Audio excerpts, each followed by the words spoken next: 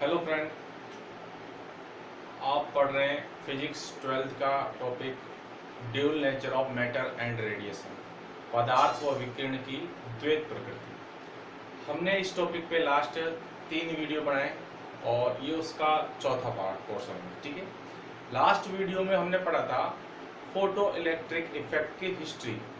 किस तरह से बताया गया कि प्रकाश की दो नेचर होती है, ड्यूल नेचर होती है, एक वेव नेचर और दूसरा पार्टिकल नेचर। पार्टिकल नेचर पर बेस्ड जो इफेक्ट होता है जिसको हम बोलते हैं फोटो इलेक्ट्रिक इफेक्ट, उसके बारे में हमने अच्छे से इसकी हिस्ट्री के बारे में पढ़ा था। तो क्या होता है फोटो इलेक्ट्रिक इफेक्ट, ठीक है, किस तरह से बेस्ड होता है, कैसे आइंस्टीन ने इसको ब्रीफली एक्सप्लेन किया था, कैसे लेनार्ड और हॉलवास ने इसके लिए एक्सपेरिमेंट किए थे, ठीक है, और इसमें ऐसा क्या था इस फोटो इलेक्ट्रिक इफेक्ट के अंदर किसने क्लासिकल फिजिक्स यानी कि जो पुरानी फिजिक्स होती है जिसको हम बोलते हैं चिरसम्मत भौतिकी, ठीक है, उस फिजिक्स को इसने फेल कर दिया। ठीक है, हम यहाँ पे स्टार्ट करने जा रहे हैं फोटो इलेक्ट्रिक इफेक्ट।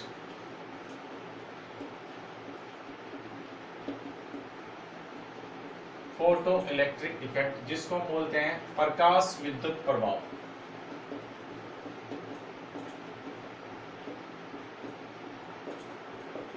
प्रकाश विद्युत प्रभाव राजस्थान बोर्ड में मैंने आपको बताया इस चैप्टर में से कुल 4 डेफिनेशन है। उन चारों डेफिनेशन में से एक डेफिनेशन आती है। फर्स्ट आपको याद हो तो हमने पढ़ा था दहली ऊर्जा या जिसको हम बोलते हैं कार्य फलन यानी कि threshold frequency and work function. Second आपने पढ़ा था इसमें threshold energy and work function. Second आपने पढ़ा था थ्रेशोल्ड फ्रीक्वेंसी यानी कि दहली आवर्ती। तीसरी डेफिनेशन जो है हमारे पास इसकी बनेगी प्रकाश विद्युत प्रभाव। ठीक है, क्या होती है इसको समझिए।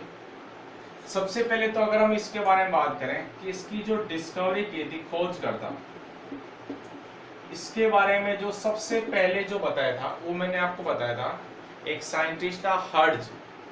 जब वो विद्युत चुंबकीय तरंगों की वेव नेचर के बारे में स्टडी करा था तो उसी एक्सपेरिमेंट में उनको मिला कि लाइट जो होती है वो वेव के साथ साथ पार्टिकल नेचर का बिहेव करती है, बट वो उसको ब्रीफली एक्सप्लेन नहीं कर पाया। लेकिन सबसे पहले बताया किसने था? हर्ट्ज ने बताया था। इस कारण फोटो इलेक्ट्रिक इफेक्ट का जो डिस्कवरी जो होती है, खोज करता जिसको हम बोलते हैं, वो हम यहाँ पे लिखेंगे हर्ट्ज। ठीक है, इसके बाद इसके जो एक्सपेरिमेंट किए गए, इसके जो प्रयोग किए गए, कई साइंटिस्ट ने किए, इनमें जो मेन जो प्रयोग किए गए थे, इसके जो एक्सपेरिमेंट किए गए वो था, एक तो वैज्ञानिक का नाम था लेनार्ड एंड दूसरा था हॉलवाच। इन दो साइंटिस्ट ने इसके बारे में सबसे ज्यादा एक्सपेरिमेंट किया था और इसका जो एक्सप्लेनेशन किया था ये ज्यादा इंपॉर्टेंट है। इसका जो एक्सप्लेनेशन किया था वो किया था आइंस्टाइन ने। ठीक है, तो हम यहां लिखेंगे एक्सप्लेनेशन बाय आइंस्टाइन। आइंस्टीन के द्वारा इसका क्या किया गया था? एक्सप्लेनेशन किया गया था। और इसी थ्योरी आइंस्टीन ने जो फोटो इलेक्ट्रिक इफेक्ट प्रकाश विद्युत का जो एक्सप्लेनेशन किया था उसने बताया था कि लाइट जो होती है, रेडिएशन जो होती है, उसकी पार्टिकल नेचर होती है। ठीक है, और इसी नेचर के लिए आइंस्टीन को क्या मिला था? नोबेल प्राइज मिला था। इसी फोटो इलेक्ट्रिक इफेक्ट के लिए 1922 यानी कि आज से लगभग 100 साल पहले आइंस्टीन को इसी प्रकाश विद्युत प्रभाव के लिए नोबेल प्राइज दिया गया था। ठीक है, और अगर हम इसके बारे में बात करें फोटो इलेक्ट्रिक इफेक्ट के बारे में, तो ये किस चीज को शो करता है? ये है क्या चीज, क्या बताता हमें? ये हमें ये बताता है कि जो हमने वेव की जो लाइट जो होती है, रेडिएशन जो होती है, उसकी हमने दो नेचर के बारे में पढ़ी है, ड्यूल नेचर। एक होती है वेव नेचर यानी कि वैसे जाएगा, दूसरा होता है पार्टिकल यानी कि स्ट्रेट जाएगा। अगर हम उसके वेव पार्टिकल नेचर के बारे में बात करें, पार्टिकल नेचर के बारे में बात करें तो आपको ये मान के चलना होगा कि पार्टिकल नेचर पर बेस्ड जो एक्सपेरिमेंट होता है, जो फिनोमिना होता है, वही कौन सा होता है? Photo electric effect. तो हम लिखेंगे कि फोटो इलेक्ट्रिक इफेक्ट, इसको हम ऐसे लिख सकते हैं पीईई, फोटो इलेक्ट्रिक इफेक्ट। यहां पर लिखा PEE is based on particle nature of radiation, particle nature of radiation. ये आपको याद रखना, ये इंपॉर्टेंट पॉइंट है इसके अंदर कि फोटो इलेक्ट्रिक इफेक्ट जो है वो कौन से किस पर बेस्ड होता है, तो हम बोलेंगे ये पार्टिकल नेचर पर। पार्टिकल नेचर का मतलब हो गया ये किस पर बेस्ड होता है, कणीय प्रकृति पर। यह विकिरण की कणीय प्रकृति पर आधारित होता है, ठीक है। ये आपको याद रखना है, ये इसका इंपॉर्टेंट पॉइंट है, यहाँ ये इंपॉर्टेंट पॉइंट है। ये चाहे किसी भी कंपटीशन एग्जाम हो या 12th क्लास के लिए, ये आपका इंपॉर्टेंट है कि प्रकाश विद्युत प्रभाव जो होता है वो विकिरण की, प्रकाश की कौन सी प्रकृति पर आधारित होता है, पार्टिकल नेचर पर, यानी कि कणीय प्रकृति पर, ठीक है। अब ये होता क्या है, इसकी अगर हम इसकी डेफिनेशन लिखें तो क्या डेफिनेशन बनेगी, इसको आप समझिए।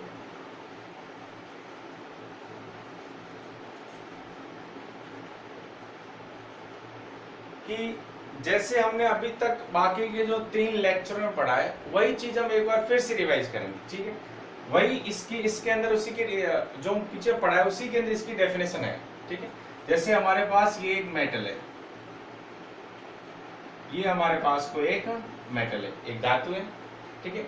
हमने कहा इस धातु की सरफेस के ऊपर खूब सारे इलेक्ट्रॉन होते हैं, ठीक है। हमें इन इलेक्ट्रॉनों को इसकी सरफेस से बाहर निकालना है, तो क्या करना होगा, हमारे पास एक तरीका होता है कि आप इसके ऊपर लाइट गिराओ, एनर्जी इंसिडेंट करो, ठीक है। तो हमने इसके ऊपर कोई विकिरण जो है, ये रेडिएशन जो है, ये इसके ऊपर इंसिडेंट की है। यहां आपने लिखा रेडिएशन,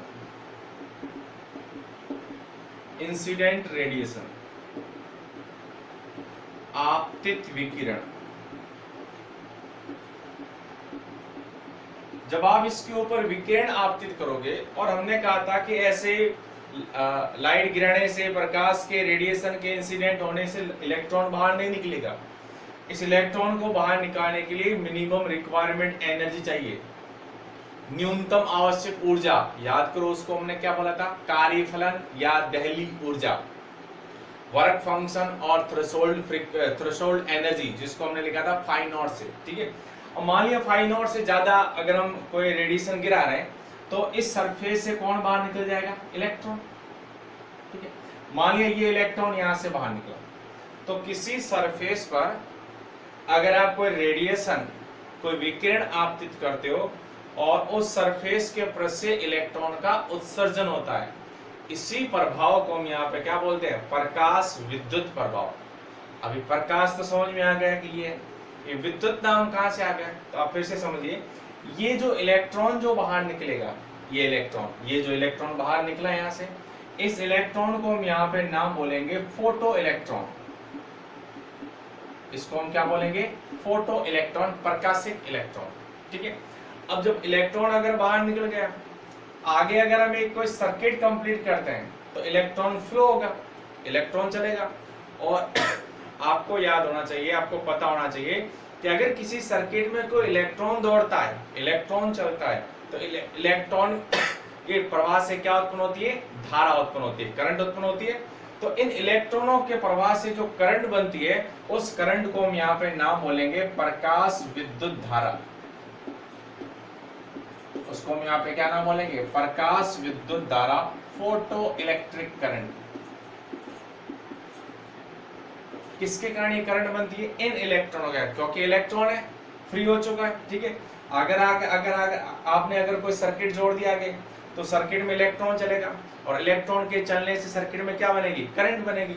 और ये जो करंट बनेगी, इस करंट को बोलेंगे प्रकाश विद्युत धारा, फोटो इलेक्ट्रिक करंट, ठीक है। और इसी पूरे प्रोसेस को हम यहाँ पे क्या बोलते हैं, प्रकाश विद्युत प्रभाव। अब अगर हम इसकी कोई डेफिनेशन लिखें, तो डेफिनेशन में क्या लिखेंगे, इसकी परिभाषा में, कि अगर किसी पृष्ठ पर क्या गिराया जाए, विकिरण आपतित किया जाए, कितना, तो हम यहाँ पे एक नाम बोलेंगे, विशिष्ट आवर्ती। विशिष्ट आवर्ती का मतलब क्या हुआ, कि हमने कहा था, आपको याद हो तो एक नाम लिखा था हमने, न्यू नॉट, दहली आवर्ती, ठीक है। अगर आपको लाइट यहां से इसकी सरफेस से इलेक्ट्रॉन को बाहर निकालना है तो जो प्रकाश आपतित कर रहे हो उसकी आवर्ती म्यू नॉट से क्या होनी चाहिए, ज्यादा ही होनी चाहिए। तो म्यू इसकी जो आवर्ती जो होगी, जो भी फ्रीक्वेंसी होगी वो इस म्यू नॉट से क्या होनी चाहिए, ज्यादा होनी चाहिए। तो हम यहां लिखेंगे जब किसी धातु पृष्ठ पर, जब किसी धातु पृष्ठ पर विशिष्ट आवृत्ति का विकिरण आपतित होता है, का विकिरण आपतित होता है, तब धातु पृष्ठ से इलेक्ट्रॉनों का उत्सर्जन होता है, धातु पृष्ठ से इलेक्ट्रॉनों का उत्सर्जन होता है। उत्सर्जित इलेक्ट्रॉन क्या कहलाते हैं, फोटो इलेक्ट्रॉन, फोटो इलेक्ट्रॉन कहलाते हैं। उत्सर्जित इलेक्ट्रॉन फोटो इलेक्ट्रॉन कहलाते हैं तथा इस प्रभाव को प्रकाश विद्युत प्रभाव कहते हैं। इस प्रभाव को प्रकाश विद्युत प्रभाव कहते हैं। ठीक है, और भी ऐसे लिख सकते हैं, उत्सर्जित फोटो इलेक्ट्रॉन कहलाते हैं तथा इन फोटो इलेक्ट्रॉनों के प्रवाह से जो धारा बनती है उस धारा को हम यहाँ पे क्या बोलते हैं, प्रकाश विद्युत धारा। ठीक है, तथा इस संपूर्ण प्रभाव को हम यहाँ पे क्या बोलेंगे, प्रकाश विद्युत प्रभाव। इंग्लिश में हम ऐसे लिख सकते हैं, when light of sufficient frequency incident on a metal surface, when light of sufficient frequency incident on a metal surface, then process of ejection of electron,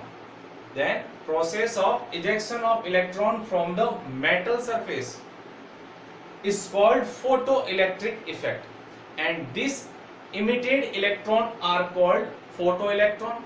Due to these electron, current flow in the circuit is called photoelectric current.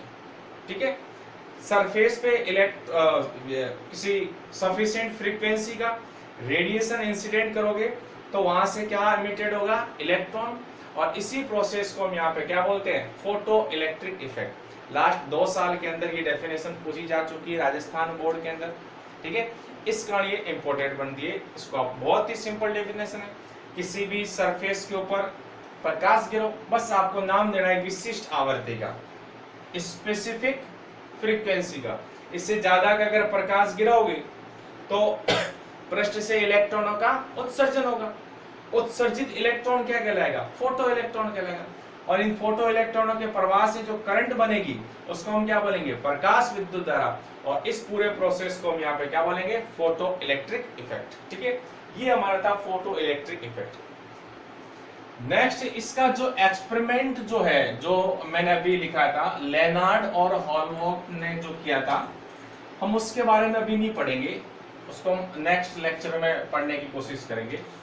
Next जो अभी हमारा जो topic है, अभी जो हमारा topic है वो क्या है, इसको आप समझिए।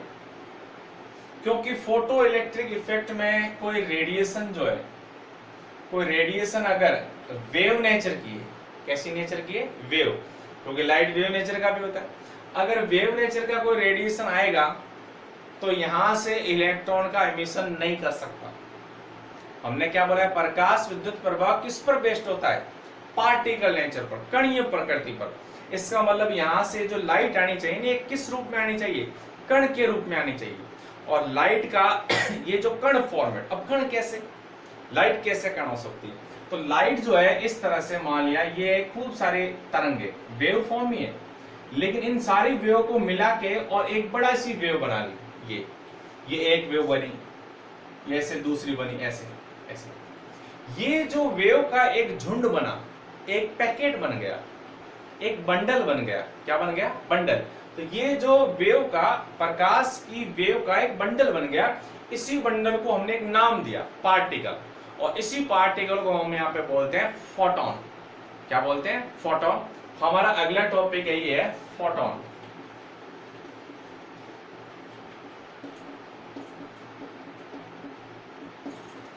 अगर आप क्वांटम फिजिक्स पढ़ रहे हो, ये जो हम पढ़ रहे हैं अभी, जिसको हम बोलते हैं मॉडर्न फिजिक्स बोलते हैं, 1900 के बाद की फिजिक्स है ये, बिल्कुल नई फिजिक्स इसको बोलते हैं। इसका दूसरा नाम होता है क्वांटम फिजिक्स। क्या नाम होता है इसका? क्वांटम फिजिक्स, ठीक है। उसमें ये नाम बहुत चलता है, फोटोन, ठीक है। तो फोटोन मैंने आपको बताया, देखो नाम से मालूम पड़ रहा है, फोटो, फोटो का मतलब क्या हो गया? लाइट, प्रकाश हो गया, ठीक है। अब ऑन लगता है इलेक्ट्रॉन, प्रोटॉन, न्यूट्रॉन, ड्यूट्रॉन, ये सारे क्या होते हैं? पार्टिकल होते हैं, कण होते हैं। इसका नाम बोलेंगे प्रकाश का कण। क्या बोलेंगे इसको? यहाँ पे प्रकाश का कण हो गया। तो प्रकाश का ये जो कण फॉर्मेट होता है, इसी को हम यहाँ पे क्या बोलते हैं? फोटोन, ठीक है।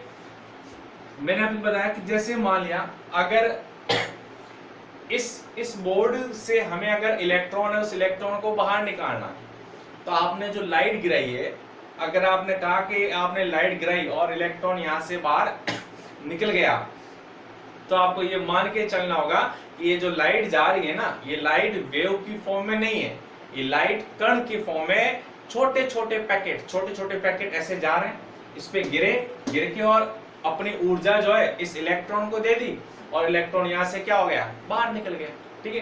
तो ये जो कण होता है, इसी कण को हम यहाँ पे क्या बोलते हैं? फोटोन। सिंपल सी लैंग्वेज में हम इसको लिख सकते हैं, इट इज एनर्जी पैकेट, या जिसको हम बोल सकते हैं bundle. It is energy packet of light. एक लाइन में इसकी परिभाषा ये हो सकती है, it is the energy packet या बंडल ऑफ लाइट। यानी कि यह प्रकाश ऊर्जा का, या प्रकाश की ऊर्जा का क्या होता है? प्रकाश का क्या होता है? ऊर्जा पैकेट होता है। क्या होता है? ऊर्जा पैकेट होता है, बंडल होता है, ठीक है। एक छोटे छोटे वेव सारी खूब सारे मिलके, जैसे मान लिया ये अलग अलग है, मान लिया ये एक वेव है, ये वेव है, ये वेव है, ये वेव, मैंने चारों वेव को एक साथ कर दिया, ऐसे बन गया। तो ये जो जा रहा है, ये इस तरह से, अब ये वेव की फॉर्मेट में नहीं है, ये एक सीधा जाएगा ऐसे। तो ये जो पार्टिकल, ये जो चीज बनी है आपको, इसी को हम यहाँ पे क्या बोलते हैं? पार्टिकल, जिसको हमने क्या नाम दिया है? फोटोन। फोटोन, ये जो नाम दिया गया है, ये जो नाम दिया गया है, ये दिया गया था सबसे पहले मैक्स प्लांक के द्वारा। किसके द्वारा दिया गया था? ये मैक्स प्लांक के द्वारा, ये फोटोन। मैक्स प्लांक ने नाम दिया था, और क्वांटम फिजिक्स में आपने इस साइंटिस्ट का नाम जरूर सुना होगा, मैक्स प्लांक, ठीक है, जिसने फोटोन के बारे में एक बहुत ही बढ़िया थ्योरी दी थी इसके बारे में। और उसी थ्योरी को अपना के आइंस्टीन ने पूरे फोटो इलेक्ट्रिक इफेक्ट को एक्सप्लेन किया था, ठीक है, इसकी थ्योरी को। हालांकि मैक्स प्लांक आगे इसको समझा नहीं पाया था, ठीक है, लेकिन मैक्स प्लांक ने जितना बताया था वो हमारी पूरी क्वांटम फिजिक्स में बहुत ज्यादा काम आया, ठीक है। तो ये इसकी सिंपल सी डेफिनेशन है, it is the energy packet और बंडल ऑफ द लाइट। हम इसको ऐसे मान सकते हैं कि ये खूब सारे ऐसे छोटी छोटी वेव है, और इनको मिला के अगर एक इस तरह का बंडल बना दिया जाए, तो इसी बंडल को हम यहाँ पे क्या नाम बोलेंगे? फोटोन, जिसके बारे में किसने बताया था? मैक्स प्लांक, ठीक है। मैक्स प्लांक ने क्या बताया था कि लाइट का ये जो वेव जा रही है, इसका मतलब इसके पास क्या होगी? फ्रीक्वेंसी होगी। अब जितने ज्यादा ये वाइब्रेट करेगी, कोई एक बंडल आ रहा है, उसके अंदर वेव है, वो धीरे धीरे ऐसे हो रही, कोई आ रहा है जो इस तरह से हो रही है, तो जितना ज्यादा वो उसके अंदर वाइब्रेशन होगा, मैक्स प्लांक ने बताया कि जो फोटोन आ रहा है, उस फोटोन की अंदर जो वेव है लाइट की, वो जितना ज्यादा वाइब्रेट करेगी, जितना ज्यादा वाइब्रेट करने का मतलब हो गया उसकी फ्रीक्वेंसी क्या होगी? हाई होगी, फ्रीक्वेंसी हाई होगी। जितनी ज्यादा फ्रीक्वेंसी हाई होगी, उसकी एनर्जी उतनी क्या होगी? हाई होगी। जितना ज्यादा वाइब्रेशन करेगा, ऐसे ऑसिलेट करेगा, उसके पास एनर्जी उतनी क्या होगी? ज्यादा होगी। तो मैक्स प्लांक ने बताया कि energy of photon, energy of photon is directly proportional to frequency. Energy of photon is directly proportional to frequency. तो हमने इसको लिखा यहाँ पे E is directly proportional to mu, ठीक है। ये मैक्स प्लांक का स्टेटमेंट था, और ये आगे जाके हमारे बहुत काम आया। इस प्रोपोर्शनली साइन को हटा के जब हम कांस्टेंट लगाते हैं, तो हमारे पास कांस्टेंट बना E equal to h into nu, h into nu. और ये जो फॉर्मूला हमने लिखा है ये आपने कहीं ना कहीं सुना होगा, बहुत काम की चीज है। E equal to h nu, जहां पे H जो लिखा है ये किसने दिया था, प्लांक ने दिया था। इस कारण इस H को हम यहाँ पे बोलते हैं प्लांक कांस्टेंट। ये आपने इस टॉपिक में इस लेक्चर के सेकंड जो लेक्चर हमने पढ़ा था उसके अंदर भी आया था, ठीक है। वही से पूरे टॉपिक में चले गए। क्वांटम फिजिक्स के जो 3 चैप्टर है उनकी स्पेशली बार बार ये नाम आएगा प्लांक कांस्टेंट, ठीक है। और आपको याद हो तो प्लांक कांस्टेंट की वैल्यू कितनी होती है, 6.62 इंटू 10 की पावर माइनस 34, 6.62 इंटू 10 की पावर माइनस 34। आगे यूनिट के रूप में हम लिखते हैं joule second, joule into second. ये वैल्यू आपको याद रखनी है, ठीक है। फ्रीक्वेंसी का हमने वेवलेंथ के साथ एक फॉर्मूला लिखा था, याद करो, वो भी हमने पिछले टॉपिक में पढ़ा था। तो फ्रीक्वेंसी का हमने लिखा था यहाँ पे न्यू इक्वल टू होता है c by lambda. Nu equal to हमने क्या लिखा था, c बाई लेमडा। तो हमारे पास ये रिलेशन आ जाएगा h और न्यू क्या हो जाएगा, c अपॉन लेमडा। ये हमारे पास एक फॉर्मूला बन गया। ये कोई भी फोटोन है, एक फोटोन के बारे में बताया कि एक फोटोन की एनर्जी जो होती है वो E इक्वल टू क्या होता है, एच न्यू इक्वल टू क्या होता है, एच सी बाई लेमडा, ठीक है, h c by lambda. Next अगर हम इसमें ये देखें, ध्यान दीजिए, इंपॉर्टेंट फॉर्मूला, ये मोस्ट इंपॉर्टेंट फॉर्मूला है। E equal to h nu equal to h c by lambda. Lambda को हम यहाँ पे आपको पता है क्या बोलते हैं, लेमडा को हम यहाँ पे बोलते हैं वेवलेंथ, तरंग दे रही है जिसको, किसकी तरंग दे रही है, फोटोन की, ठीक है। c क्या है, फोटोन की स्पीड, ठीक है। अब आपने अगर यहां से हमने लिखा है, एक तो रिलेशन आया E is directly proportional to nu, इसके अकॉर्डिंग, और E का लेमडा के साथ देखो रिलेशन क्या रहा है, E is inversely proportional to 1 by, E is inversely proportional to lambda और E is proportional to 1 by lambda, ठीक है। अगर इनके बीच में हम ग्राफ खींचे, ध्यान दो, तो ये प्रोपोर्शनली ग्राफ है, तो E और ये न्यू, ये ग्राफ ऐसे आएगा सीधा, ठीक है। और ये जो ग्राफ है E और लेमडा के साथ ये ग्राफ इस तरह से बनेगा, क्योंकि ये दोनों कैसे इनवर्सली प्रोपोर्शनल है और ये कैसे डायरेक्टली प्रोपोर्शनल, ठीक है। नेक्स्ट फिर से ध्यान दो, इस फॉर्मूले को अगर हम यहाँ पे यूज करें, हमारे छोटे मोटे एग्जाम के अंदर बहुत ज्यादा पूछा जाता है, ठीक है। और ये फॉर्मूला हम हालांकि पहले भी पढ़ चुके हैं, ठीक है। ये फॉर्मूला आपने लिखा है E इक्वल टू लिखा है, याद करो, एच सी बाई लेमडा लिखा आपने, एच सी बाई लेमडा। अब आपको ध्यान दो, H की वैल्यू आपको पता है 6.62 इंटू 10 की पावर माइनस 34, C की वैल्यू हमें पता है 3 इंटू 10 की पावर 8 और लेमडा, ठीक है। याद रहे, ये अगर आप फॉर्मूला देखो, हमारे पास अगर एनर्जी फाइंड करनी है और लेमडा दिया हुआ है क्वेश्चन में, तो ये फॉर्मूला भी यूज करेंगे, ठीक है, फोटोन के लिए। अब इस फॉर्मूले में आपको लेमडा किस में होना चाहिए, ये लेमडा होना चाहिए आपका मीटर में, इसमें होना चाहिए मीटर में, ठीक है। और हमारे पास एनर्जी देखो, सब कुछ ऐसा यूनिट में, सब कुछ ऐसा यूनिट, जूल इंटू सेकेंड ऐसा यूनिट है, मीटर पर सेकेंड ऐसा यूनिट है, और लेमडा मीटर ये भी क्या ऐसा यूनिट। तो यहाँ से एनर्जी की ऐसा यूनिट क्या आएगी हमारे पास, जूल आएगी, ठीक है।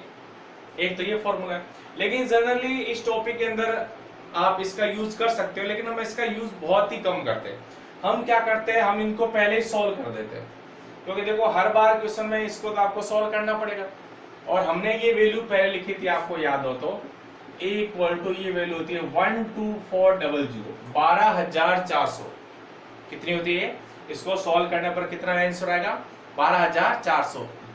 आगे आगे आगे सुनना क्या है, ये तब होगा जब ये जो लैम्डा है नीचे वाला, ये लैम्डा मीटर में नहीं होना चाहिए, ये लैम्डा होना चाहिए, लैम्डा की मैंने दूसरी यूनिट बताई थी जिसको हम बोलते हैं एंगस्ट्रम। तो लैम्डा किस में होना चाहिए, यहाँ पे एंगस्ट्रम में होना चाहिए, ठीक है। तो 12400 अपॉन लैम्डा, लैम्डा किस में, एंगस्ट्रम। अब हमारे पास आंसर किसका आएगा, एनर्जी का आएगा। अब ये आंसर जो है जूल में नहीं आएगा, ये जूल में नहीं आएगा, ये आंसर जो आपके पास आएगा अपने आप किस में आएगा, इलेक्ट्रॉन वोल्ट। अब ये कैसे आया, ये थोड़ा सा आप अगर आप इसके ब्रीफली जाओगे तो आप समझ जाओगे। कि मीटर को आप एंगस्ट्रम में चेंज करो, जूल को इलेक्ट्रॉन वोल्ट में चेंज करो। ये हमने लास्ट टॉपिक में पढ़ चुके हैं कि 1 electron volt equal to 1.6 into 10 की पावर माइनस 19 जूल। कैसे इलेक्ट्रॉन वोल्ट को जूल में चेंज करते हैं और कैसे जूल को इलेक्ट्रॉन वोल्ट में, ठीक है। इसके अलावा ये भी हमने फॉर्मूला यूज किया है 1240, ठीक है। ये फॉर्मूला तब यूज करेंगे जब हमारे पास क्वेश्चन में लैम्डा जो है वो किसमें होना चाहिए, नैनोमीटर में होना चाहिए। किसमें होना चाहिए, नैनोमीटर। और ये आंसर जो है, ये आंसर भी हमारे पास क्या आएगा, इलेक्ट्रॉन वोल्ट। ये तो हमारे पास ये फॉर्मूला बन गया, एक मोस्ट इंपॉर्टेंट फॉर्मूला है, ये आपको याद रखना है, इस टॉपिक का इंपॉर्टेंट फॉर्मूला है, सीधा यूज करना है कि energy of photon 12400 12400 upon lambda 12400। ये तब यूज करोगे जब लैम्डा किस में होना चाहिए, एंगस्ट्रम में होना चाहिए। आंसर किस में आएगा आपका, इलेक्ट्रॉन वोल्ट। और अगर लैम्डा नैनोमीटर में, आंसर भी इलेक्ट्रॉन वोल्ट में आएगा, बट यहाँ पर क्या हो जाएगा 1240, 10 क्या हो जाएगा, कम हो जाएगा, ठीक है। इस पर बेस्ड अगर हम कोई छोटा सा अगर एग्जांपल देखें तो आप इसको समझिए।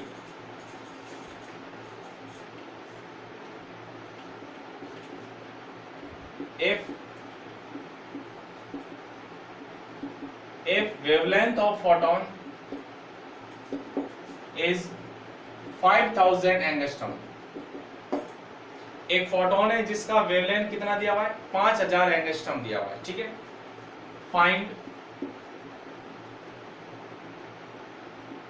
फाइंड एनर्जी ऑफ फोटोन, तो उस फोटोन की एनर्जी क्या होगी ये हमें फाइंड करना है, ठीक है। वेवलेंथ आपको क्वेश्चन में दिया हुआ है, फोटोन का कितना दिया हुआ है, 5000 एंगस्ट्रॉम दिया हुआ है।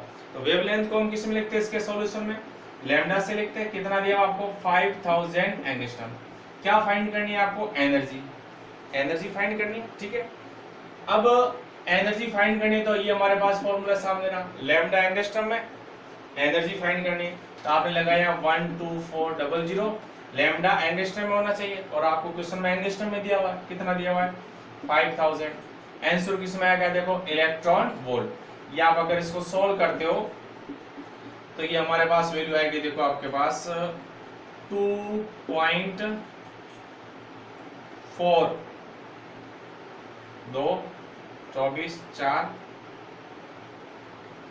40 8 2.48 इलेक्ट्रॉन वोल्ट, ठीक है। ये हमारे पास एनर्जी आ गई। ध्यान दीजिए, एक कोई फोटोन आ रहा है, कोई पैकेट आ रहा है लाइट का, जिसका वेवलेंथ कितना है 5000 एंगस्ट्रॉम, तो उसके पास एनर्जी कितनी होगी 2.48 इलेक्ट्रॉन वोल्ट। अगर आपको बोला नहीं आप तो इसको जूल में फाइंड करो, एनर्जी जूल में कितनी होगी, कोई बात नहीं। अब आपको क्या करना है, इस इलेक्ट्रॉन वोल्ट को किसमें चेंज करना है, जूल में।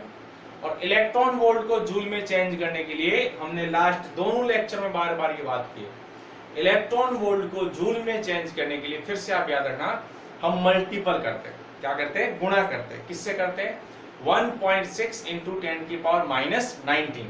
तो यहाँ लिखा आपने 2.48 इंटू 1.6 इंटू 10 की पावर माइनस 19। इसको आप मल्टीपल करोगे इससे, तो ये अपने आप आंसर आपका किस में आएगा, जूल में आएगा। ये आंसर किस में आएगा, आपके जूल में आएगा, ठीक है। समझ गए होंगे आप। तो ये हमारे पास है कोई भी फोटोन जिसका वेवलेंथ दिया हो और उसकी एनर्जी फाइंड करनी, ठीक है। और अगर इसका एक एग्जांपल लेके आप इसको नोट करते रहना,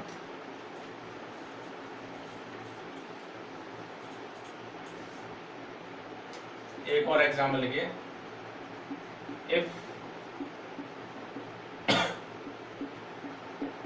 if wavelength of photon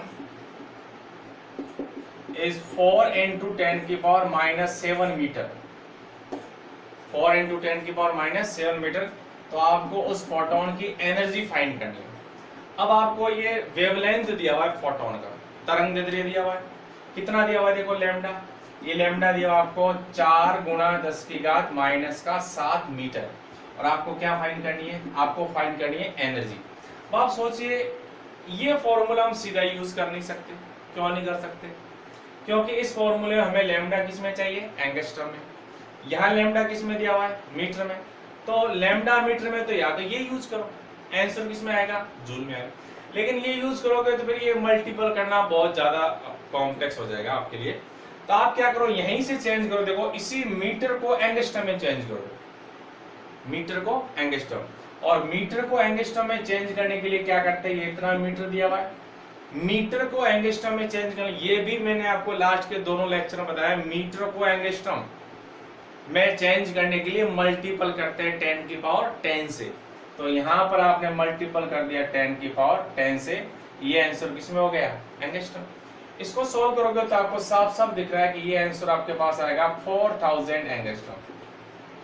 कितना आएगा, 4000 एंगस्ट्रम। ठीक है, अब आपको एनर्जी फाइंड करनी है। देखो अब लैम्डा एंगस्ट्रम में हो गया, अब आपको एनर्जी फाइंड करनी है। तो ये लगाओ फॉर्मूला, देखो ये 12400 12400 और ये 4000, तो ये लिखा आपने 4000। इसको आप सॉल्व करोगे तो ये वैल्यू आपके पास आएगी, देखो 3.1 इलेक्ट्रॉन वोल्ट। ठीक है, अब फिर से आपको बोले नहीं आप तो जूल में फाइंड करो, फिर से चेंज कर दो, इलेक्ट्रॉन वोल्ट को जूल में मल्टीपल कर दो 1.6 इंटू 10 की पावर -19। ठीक है, इस तरह से हमारे बहुत ही छोटे छोटे और सिंपल से क्वेश्चन सॉल्व होते हैं इस फॉर्मूले से। ठीक है, नेक्स्ट अगर हम फोटोन की और प्रॉपर्टीज के बारे में बात करें,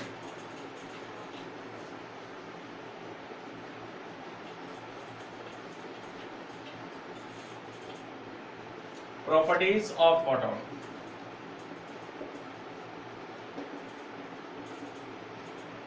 फोटोन के गुणधर्म क्या है,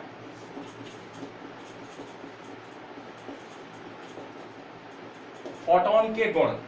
ठीक है, सिंपल सी बात में आप खुद ही बता सकते हो कि फोटोन के क्या क्या गुण हो सकते हैं। ठीक है, तो पहली बात तो फोटोन होता क्या है, एक प्रकाश ऊर्जा का क्या होता है, पैकेट होता है। ठीक है, बंडल होता है। ठीक है, हम लिख सकते हैं it is a energy packet, it is energy packet of light. प्रकाश का क्या होता है, ऊर्जा पैकेट होता है। ठीक है, या packet of energy light. Second हम लिख सकते हैं फोटोन। फोटोन की स्पीड क्या होगी भाई, फोटोन क्या होता है, प्रकाशित होता है, लाइट होता है, और लाइट की स्पीड क्या होती है 3 इंटू 10 की पावर 8। अब लिखेंगे इसकी जो स्पीड होती है फोटोन की वो होती है 3 इंटू 10 की पावर 8 मीटर पर सेकेंड। कहाँ होती है, ये स्पीड होती है या तो होती है एयर में और दूसरी क्या होती है वैक्यूम में, क्योंकि अगर इनके अलावा दूसरा मीडियम आएगा तो स्पीड भी क्या हो जाएगी, चेंज हो जाएगी। ठीक है, अब फोटोन हालांकि पार्टिकल है, अब इलेक्ट्रॉन पार्टिकल होता है, चार्ज होता है नेगेटिव, प्रोटॉन पार्टिकल होता है, चार्ज होता है पॉजिटिव, न्यूट्रॉन पार्टिकल होता है, चार्ज होता है जीरो, न्यूट्रल होता है, उदासीन होता है।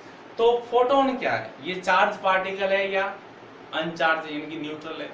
तो हम बोलेंगे फोटोन एक लाइट होती है, और लाइट कैसी होती है, चार्जलेस होती है, तो ये न्यूट्रल, ये होता है आपका न्यूट्रल, ये उदासीन होता है। इसका मतलब है इसके ऊपर कोई प्रकार का आवेश नहीं होता। ठीक है, आवेश नहीं होता है। ठीक है, अब जिसके ऊपर आवेश नहीं होता है तो क्या वो कहीं ऐसे मुड़ सकता है क्या, मतलब हमने कोई इलेक्ट्रिक फील्ड रख दिया यहाँ, या चुंबक रख दी, चुंबकीय क्षेत्र, मैग्नेटिक फील्ड, तो कोई ऐसी कोई ये लाइट जा रही जो उदासीन है, न्यूट्रल है, इधर इलेक्ट्रिक फील्ड रख दिया, मतलब कोई चार्ज रख दिया, हमने इलेक्ट्रॉन रख दिया, इधर आपने कोई चुंबक रख दी, तो ये कहाँ मुड़ेगा, इलेक्ट्रॉन की तरफ जाएगा कि चुंबक की तरफ जाएगा, कि दोनों की तरफ ना जाकर के सीधा चला जाएगा। हमारा आंसर क्या है, न्यूट्रल होता है, तो ना तो ये इलेक्ट्रॉन की तरफ जाएगा ना मैग्नेट की तरफ जाएगा, कहाँ जाएगा, सीधा जाएगा। हम लेंगे it does not deflect, it does not deflect any electric and magnetic field।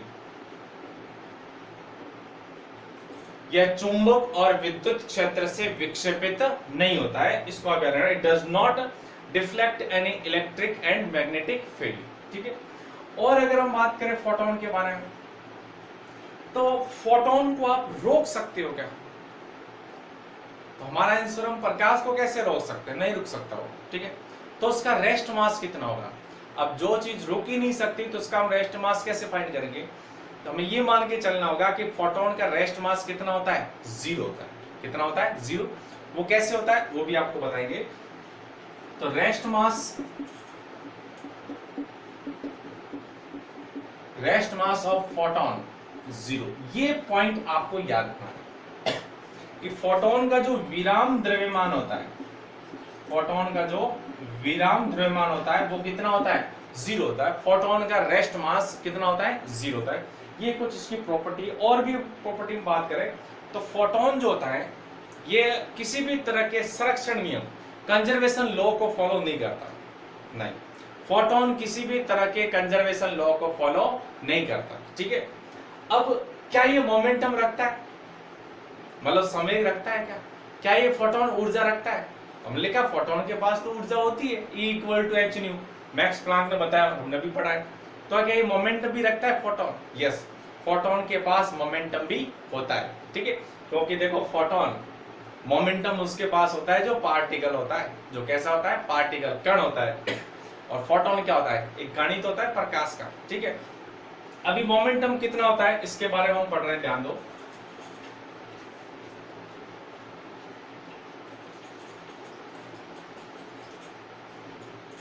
Next इसमें हमारे पास है कि मोमेंटम ऑफ फोटोन, ये एक छोटा सा टॉपिक है, फोटोन का संवेग, फोटोन का संवेग। अब ये कैसे फाइंड करेंगे फोटोन का संवेग? आपने क्लासिकल फिजिक्स, जिसको मैकेनिक्स बोलते हैं, मैकेनिक्स में आपने मोमेंटम को लिखा है P से, किससे लिखा है, P से, और इसका फॉर्मूला था P equal to m into v, mass into velocity. अब फोटोन का रेस्ट मास तो कितना होता है, 0, मोमेंटम नहीं होना चाहिए, लेकिन मोमेंटम होता है। कैसे फाइंड करें, ध्यान दो, दो इक्वेशन यूज करेंगे। एक तो आइंस्टीन का एनर्जी मास रिलेशन, एनर्जी मास रिलेशन, जिसको आपने लिखा था, याद करो, E इक्वल टू mc²। ये एनर्जी मास रिलेशन हमने बहुत सुन चुका है इसके बारे में। दूसरा जो फोटोन के बारे में यहाँ एनर्जी का फॉर्मूला मैक्स प्लैंक ने दिया है, E equal to h nu, E equal to mc² and E equal to h nu. ये भी लाइट की एनर्जी है, ये भी लाइट की एनर्जी है, तो क्यों ना इन दोनों को हम इक्वल कर दें। इक्वल क्या होना है, तो हमारे पास फॉर्मूला बना, देखो, mc² equal to h new, ठीक। आगे हम इस फॉर्मूले को अगर ऐसा लिखे, ध्यान दो, mc² equal to h nu, nu का फॉर्मूला हमारे पास होता है c बाई लैम्डा। अब ये आपको याद रखने पड़ेंगे आगे ऐसा के फॉर्मूला, ठीक है। न्यू का फॉर्मूला क्या होता है, c बाई लैम्डा, तो देखो c से c क्या हो गया, कैंसिल। अब यहाँ बचा है, देखो, m इंटू सी बराबर h by lambda, m into c, m c equal to h by lambda. m क्या, मास, c क्या है, स्पीड ही तो है, वेट। और आपने पढ़ा है कि मास इंटू स्पीड, मास इंटू वेलोसिटी क्या होता है, मोमेंटम। इसका मतलब ये क्या चीज बन गई, मोमेंटम। तो मोमेंटम आ गया P equal to h by lambda, P equal to h by lambda. ये फेमस फॉर्मूला आपने पढ़ चुके हो, कहीं ना कहीं आपने नाम सुना होगा, जिसको हम बोलते हैं de Broglie hypothesis, de Broglie की अवधारणा, ठीक है। यही हमारा इस टॉपिक में भी आएगा। जो जैसे हम पढ़ रहे हैं ना कि लाइट जो होती है वो वेव के साथ साथ क्या होती है, पार्टिकल होती है, ठीक है। ऐसी डी ब्रोगली बताता है कि पार्टिकल जो होता है, जो कण होता है ना, कण, कोई पदार्थ जो होता है, पदार्थ, वो पदार्थ पार्टिकल के साथ साथ कैसा होता है, वेव भी होता है। उल्टा, इलेक्ट्रॉन तो कण होता है, लेकिन इलेक्ट्रॉन को वेव भी हम पढ़ेंगे कि इलेक्ट्रॉन तरंग की तरह भी चलता है, तरंग प्रकृति भी होती है। तो उसमें ये फॉर्मूला होता है P equal to h by lambda, क्योंकि मोमेंटम हमेशा किसका होता है, पार्टिकल का होता है, ठीक है। और लैम्डा किसका होता है, लैम्डा कभी पार्टिकल के पास नहीं होता है, लैम्डा किसके पास होता है, वेव के पास होता है। ये जो फॉर्मूला है ये डी ब्रोगली का है, यहाँ पर हम इसको बोल सकते हैं मोमेंटम ऑफ फोटोन। इसके अलावा जो इसमें एक इंपॉर्टेंट फॉर्मूला बनता है, ये वाला ध्यान दो, इसी को मैंने आगे ऐसे लिखा, देखो, mc² है, इसको लिखा mc इंटू सी, लिख सकते हैं सी इसको, तो सामने h न्यू, m इंटू सी, फिर से क्या बना, देखो, m इंटू सी, m इंटू सी क्या था, m इंटू सी, या वेलोसिटी को v से लिखते हैं, और फोटोन की स्पीड को हम प्रकाश की स्पीड को किससे लिखते हैं, c से। तो m इंटू सी क्या बना, देखो, p, तो pc equal to h nu क्या होता है, h न्यू तो e होता है, तो यहाँ लिखा आपने e, यहाँ से फिर से फॉर्मूला में देखो P इक्वल टू बना आपके पास E बाई सी। ये इंपॉर्टेंट फॉर्मूला हमारे पास फोटोन के मोमेंटम का। तो फोटोन का मोमेंटम हो गया P equal to E by c, energy upon velocity. दोनों को अगर कंबाइन लिखे तो हमारे पास फॉर्मूला ऐसे हो गया P equal to E by c equal to H by lambda. ये फोटोन के मोमेंटम का फॉर्मूला हो गया।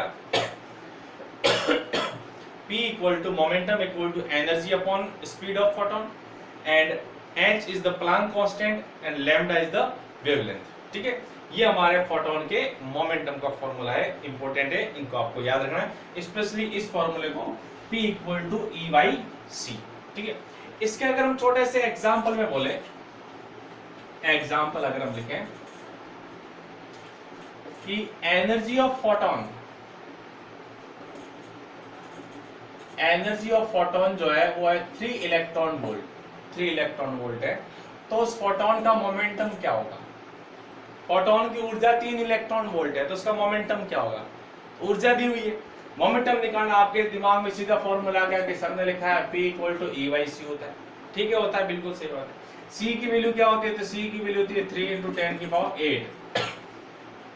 आगे क्या होता है? मीटर पर सेकंड, ऐसा यूनिट है, तो एनर्जी भी किस में होनी चाहिए? ऐसा ही में होनी चाहिए। बट हमारे पास एनर्जी का ऐसा यूनिट क्या होता है? एनर्जी का ऐसा यूनिट तो जूल होता है। हमें यहाँ पर किस में दिया हुआ है? Electron volt. तो इलेक्ट्रॉन वोल्ट को किस में चेंज करोगे? जूल में चेंज करना पड़ेगा आपको। तो 3 इलेक्ट्रॉन वोल्ट को जूल में 3 इंटू 1.6 इंटू 10 की पावर माइनस 19, मैंने बताया था इलेक्ट्रॉन वोल्ट को जूल में चेंज करने के लिए मल्टीप्लाई करते हैं, और ये आपके पास क्या है? मोमेंटम। ठीक है, इसको आप सॉल्व कर सकते हो, इजीली सॉल्व हो गया आपके पास। देखो ये 1.6 इंटू 10 की पावर माइनस 19 और ऊपर जाएगा माइनस का 8, तो कितना हो गया आपका ये? माइनस का 17। ठीक है, सॉरी 27। अब मोमेंटम का हमें यहाँ पे आगे यूनिट भी लगाना पड़ता है, क्योंकि फिजिक्स में अगर मान लीजिए ये क्वेश्चन 1 नंबर का आता है, आपने इतना सॉल्व कर दिया, आपको हाफ ही मिलेगा अगर आपने यूनिट नहीं लगाई तो। अब हमें सब कुछ ऐसा यूनिट में चेंज किया, तो मोमेंटम का ऐसा यूनिट क्या बना है? तो या तो आप यहां से बनाओ, एनर्जी का ऐसा यूनिट जूल पर, वेलोसिटी का मीटर पर सेकेंड। दूसरा हमारे पास जनरल फॉर्मूला होता है मोमेंटम का, P इक्वल टू होता है m इंटू वी। यहां से बनाओ, m का मतलब मास, मास की यूनिट क्या होती है? किलोग्राम, इनटू वेलोसिटी, वेलोसिटी का ऐसा यूनिट क्या होता है? मीटर पर सेकंड, तो किलोग्राम इनटू मीटर पर सेकंड, ये हमारे पास हो गया। तो ये आपको याद रखना है, मोमेंटम एनर्जी, जो मोमेंटम का जो फॉर्मूला होता है फोटोन का, वो होता है P equal to E by C. ठीक है, याद रहे फोटोन, ये जो नाम दिया गया था, ये सबसे पहले किसके द्वारा दिया गया था? मैक्स प्लांक के द्वारा। मैक्स प्लांक ने बताया था कि फोटोन की जो एनर्जी जो होती है वो उसकी फ्रीक्वेंसी के क्या होती है? डायरेक्टली प्रोपोर्शनल होती है, जिसका फॉर्मूला आपने लिखा था E is directly proportional to nu, then E equal to h nu, 12400 upon lambda. Lambda किसमें? एंगस्ट्रॉम, आंसर किसमें? Electron volt. ठीक है, इसके बाद एक और चीज हमने पढ़ी है, आपने लिखा है energy of photon, energy of photon आपने लिखा E equal to h nu. अभी कितने फोटोन, कितने बंडल की एनर्जी है? तो हमारा आंसर ये एक बंडल की एनर्जी है, हम इसको बोलेंगे एनर्जी ऑफ 1 फोटोन। एक फोटोन जो आ रहा है, एक जो पैकेट आ रहा है लाइट का, उसकी एनर्जी h न्यू। तो हमने बोला n फोटोन की एनर्जी क्या होगी भाई? Energy of the n photon. तो कितनी हो जाएगी बोलो? एक फोटोन की अगर h न्यू है तो 2 की क्या होगी? 2h न्यू, 3 की 3h न्यू, तो n की कितनी हो जाएगी? nh new. तो E इक्वल टू हो जाएगा nh न्यू। ये फॉर्मूला हमारे पास काम आएगा, और इससे रिलेटेड बोर्ड में 2014 के अंदर, 2014 के अंदर राजस्थान बोर्ड में 2 नंबर का न्यूमेरिकल्स आया। ठीक है, क्या आया था? यहां से अगर हम ध्यान दो, इसी फॉर्मूले से अगर हम यहाँ पे नंबर ऑफ फोटोन फाइंड करें, number of photon, number of photon, number of photon कौन है? n। तो यहां से n इक्वल टू क्या हो जाएगा बोलो? n इक्वल टू हो जाएगा आपके पास E by h new, E by h new. E is the energy, new क्या है आपके पास? फ्रीक्वेंसी है, h क्या है? Planck constant. आप समझ रहे हो कि h न्यू ये भी तो एनर्जी होती है? नहीं, ये एनर्जी होती है, लेकिन ये जो एनर्जी आपको दे रखी है, ये n फोटोन के 10 फोटोन की ऊर्जा, 10 फोटोन की ऊर्जा जो है वो E है यहाँ पे। ठीक है, तो आपको बोला कि फोटोनों की संख्या ज्ञात, मतलब हमें 10 ज्ञात करना है, तो ये 10 n फाइंड करने का ये फॉर्मूला होगा n equal to E by h nu. इसके अलावा और भी इसके कुछ फॉर्मूले होते हैं। ठीक है, उसको हम नेक्स्ट लेक्चर में पढ़ेंगे।